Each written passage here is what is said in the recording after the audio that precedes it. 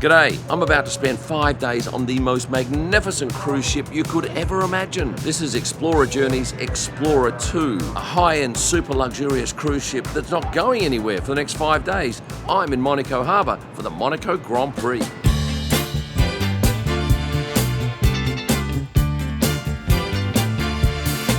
This is a Suite 7043 and it is something special. And my gosh, look at the view we have. Oh, that is something to die for. I've been on a few cruises in my time, mainly when I was younger. Anything quite like this. Let's have a look out here. And inside on the bench are these Steiner binoculars. And for small binoculars, they're bloody good. One thing to note, the minimum suite size is 35 square metres. That includes your balcony. That's big when it comes to a ship. And there are no inside cabins. Every cabin has a balcony. Now Tonya just asked, I wonder why they got this on here. Well, I happen to know from our last video that we did in Qatar with MSC, this is to put your luggage on, unpack, and then once you've done that, you fold it up and get rid of it. Hello Mr. Cam, welcome on board. My name is Rodol, I'm the one taking care of your suite. I've not done washing for a little bit, so I'm delighted that they have a laundrette on board. 3 washers, 3 dryers, all the detergent you need, and no charge.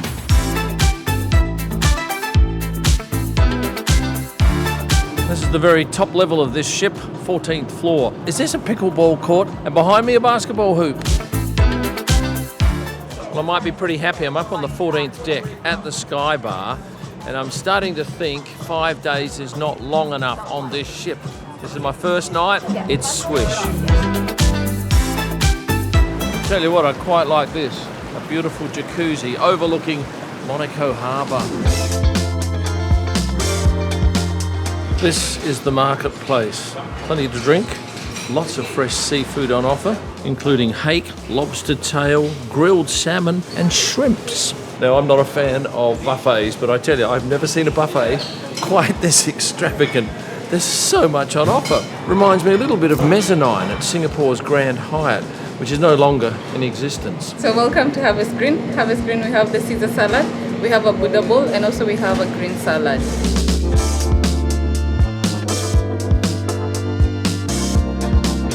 And if you don't want to go down to the marketplace for breakfast, good news, fill in this form and they'll bring you a monster breakfast right to your room and you can eat it on the deck. If you're keen for a swim, this is the place to come. There's a glass roof on here and that's a heated pool. So it's a bit like almost like a sauna. So it can be freezing cold outside and magnificent in here. This area, the Nautilus Club, will keep youngsters entertained for hours. There are also plenty of impressive art pieces on board. These are in the Explorer Lounge on deck 11. This is our chef kitchen, the place where we organize every day cooking class. According with the itinerary we are visiting, we like to involve our guests in a local food experience. I tell you what, Explorer Journeys have certainly outdone themselves with this cruise ship. This is an art gallery that runs for some length of the ship.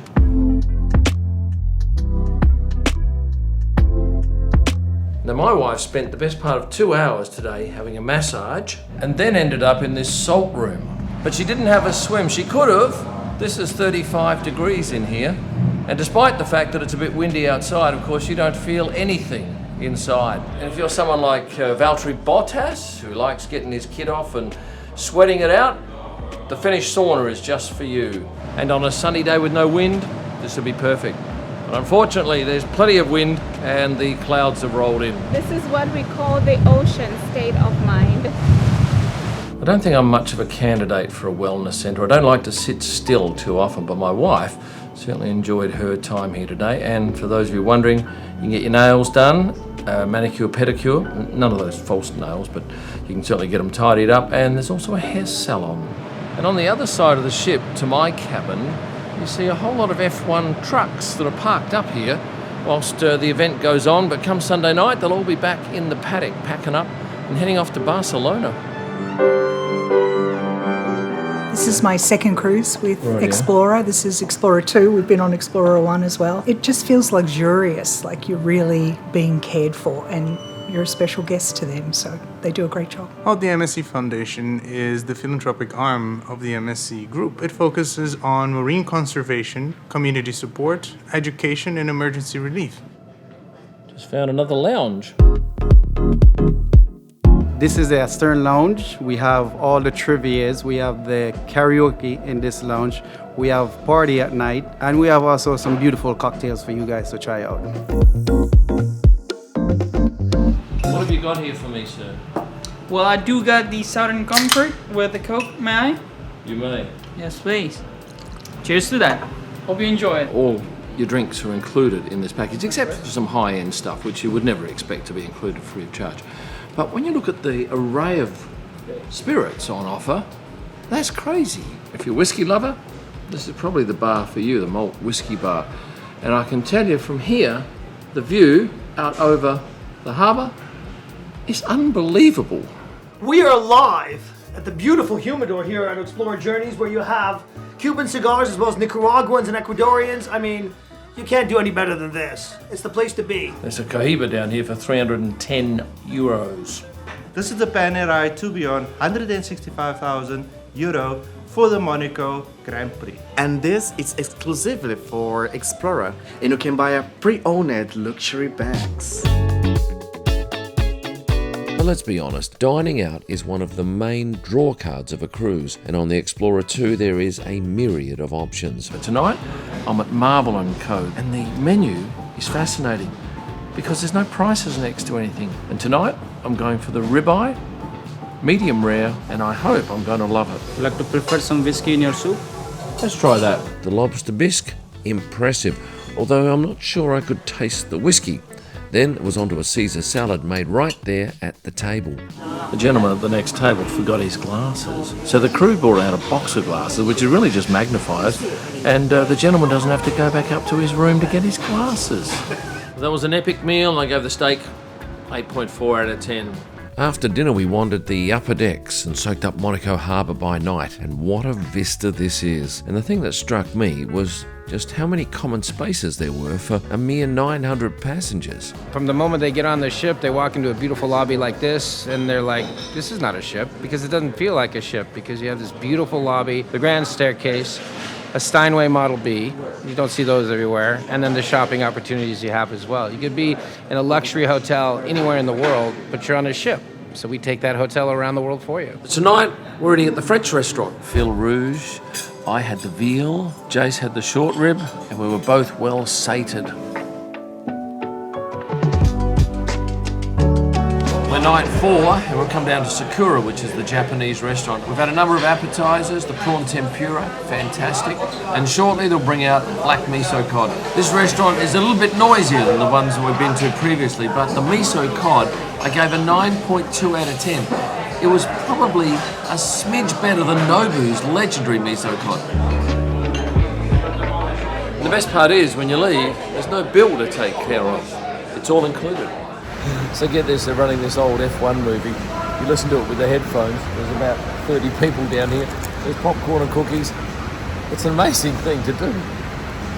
And then it was back up to deck 14, where Vanity Fair were hosting a function overlooking the billions of dollars worth of boats and super yachts. I'll talk briefly about the staff. They're the most switched on, pleasant, warm people I've encountered in a service experience. Every time you walk past one, they'll say, Good morning, sir. MSC signed a new deal with Formula One, which will mean that they'll be a part of the sport until 2030, and quite frankly, I just don't think there's any better accommodation here in Monaco than this ship. What I would say though is if you're considering staying on this ship for the Monaco GP in 2026, stump up the extra for a city view, which is a view over the track, because just sitting out on your balcony and watching the boats come and go, watching the tenders zoom in and out, is an activity worth watching. Now I'll be blunt with you, since my first cruise with P&O Fairstar going back to mid-80s, I wasn't a fan of cruising. But if you saw my video on the MSC Euribia last year, you'll realise that that stance had softened. But now that I've experienced this,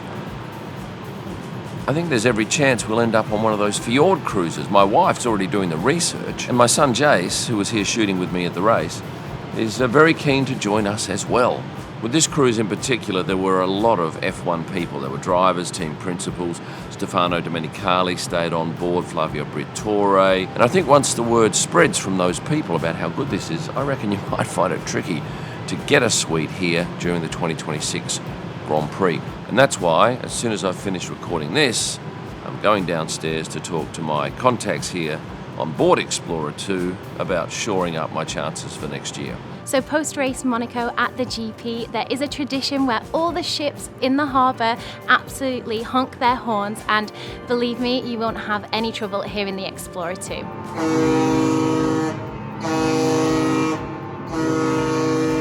Did I hear you say any regrets about the trip? Yeah, one. That I had to work 50 odd hours in the paddock over this weekend. I had so very little time to enjoy this ship. I've not had a swim yet or even had a dip in the jacuzzi. In fact, I've got time now to go and have a quick jacuzzi. It's 39 degrees Celsius. It has a view to die for, and I just wish I'd had more time to come and enjoy this. If you've enjoyed this video as much as I've enjoyed staying on Explorer 2, I know you'll be hitting the like button, and thank you to those who are already subscribed and for those about to do so. Before I leave you, I've got one thing to do. Say thank you. And stay passionate. How do I get rid of that light? No, yes.